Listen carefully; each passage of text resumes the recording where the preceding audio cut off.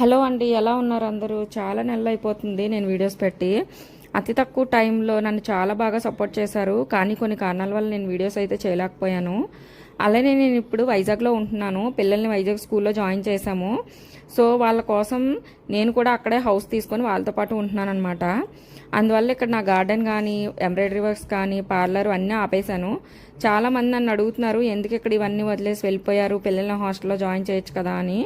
కానీ ఇక్కడ పల్లెటూరు స్కూల్ వాతావరణానికి, సిటీలో ఉన్న స్కూల్ వాతావరణానికి చాలా తేడా ఉంటుంది. వాళ్ళు అలవాటు చేసుకోలేకపోతే చాలా ఇబ్బంది పడిపోతారు. అందుకే ఈ 1 year వాళ్ళతో పాటు ఉండి వాళ్ళకి కొంచెం అలవాటు అయిన తర్వాత వాళ్ళు హాస్టల్లో ఉండగలను అంటే అప్పుడు జాయిన్ చేసి నెక్స్ట్ ఇయర్ అయితే వచ్చేస్తాను. ఈ 1 year చాలా ఫేస్ చేయాల్సి వస్తుంది. మా వారు ఇక్కడ, నేను అక్కడ ఉంటున్నాము. అలాగే మన చుట్టూ ఉన్న వాళ్ళు, మనకు తెలిసిన వాళ్ళు మనకి చాలా సలహాలు ఇస్తూ ఉంటారు. వాళ్ళు ఇచ్చే సలహాలు కొంచెం మంచివి ఉంటాయి, కొంచెం వెటకారంగాను కూడా ఉంటాయి. అయినా సరే వీటన్నిటిని దాటుకొని మా వారు, నేను పిల్లల కోసం అయితే నిర్ణయం తీసుకున్నాము. ఇప్పుడు హాలిడేస్ కదా, అందుకే ఇంటికైతే వచ్చానమాట. ఈ 1 month ఇక్కడే ఉంటాను. వచ్చిన తర్వాత గార్డెన్ చూస్తే చాలా బాధ అనిపించింది.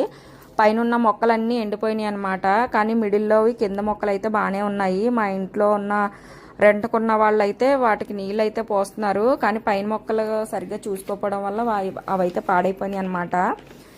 సో నేనైతే పిల్లల కోసం అయితే వైజాగ్లో ఉంటున్నాను. తర్వాత మేము ఎందుకు స్కూల్ మార్చాల్సి వచ్చింది, ఇవన్నీ కూడా మీకు నెక్స్ట్ వీడియోలో నేను షేర్ చేసుకుంటాను.